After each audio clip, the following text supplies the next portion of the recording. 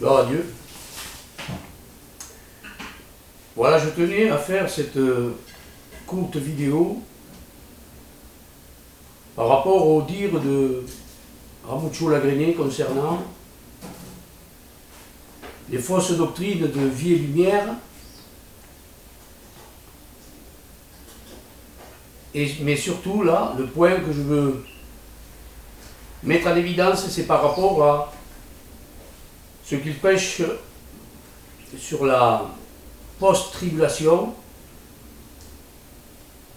c'est-à-dire que la post-tribulation est des chrétiens qui croient que l'enlèvement de l'Église se fera après la grande tribulation. Les pré-tribulationnistes sont ceux qui croient que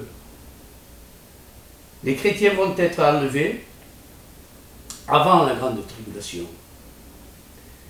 Et à ce sujet, certains enseignants de vie et lumière font une fausse doctrine pour pouvoir contredire les post-tribulationnistes. C'est-à-dire qu'ils parlent que l'avènement du Seigneur et notre réunion avec lui, dont parle Paul, ne concerne pas l'Église. Ne concerne pas l'Église qui va être enlevée. Alors, c'est une fausse doctrine pour contrer une autre fausse doctrine. De plus, Ramuccio Lagrené dit que, comme tous les post-tribulationnistes, que cette doctrine de la pré-tribulation est une doctrine diabolique.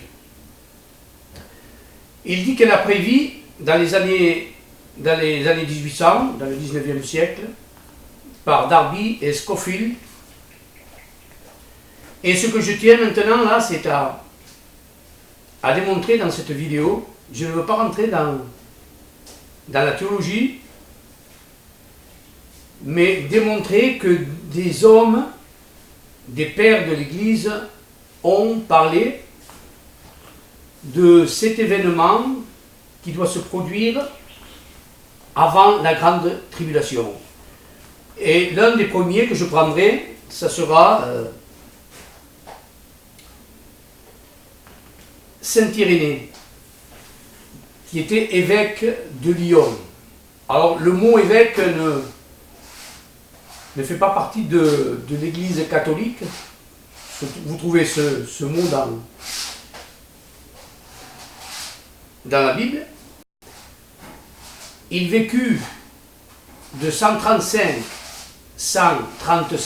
à 203, c'est-à-dire avant que l'Église catholique, le mot catholique veut dire universel, avant que l'Église catholique devienne romaine.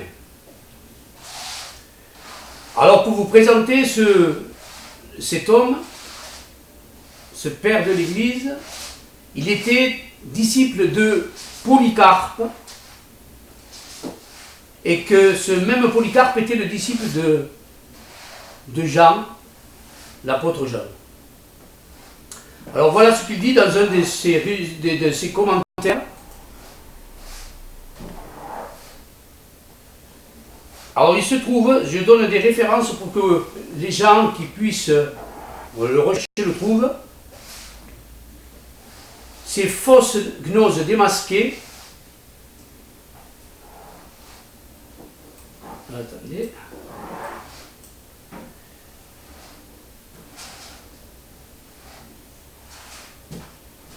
Et il y a un chapitre, apparemment, 29:1.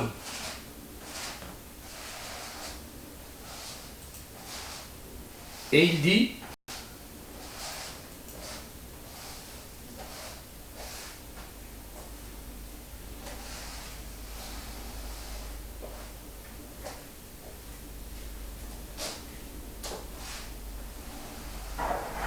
et c'est pourquoi, à la fin, lorsque l'Église sera enlevée, il y aura, dit-il, une tribulation qu'il n'y en a point eu dès le commencement et qu'il n'y en aura plus. Je répète, et c'est pourquoi, à la fin, lorsque l'Église sera enlevée, il y aura, est-il dit, une tribulation telle qu'il n'y en a point eu et qu'il n'y en aura plus. Ça, c'est un des premiers commentaires, donc, de ces premiers hommes, ce premier homme que je veux prendre.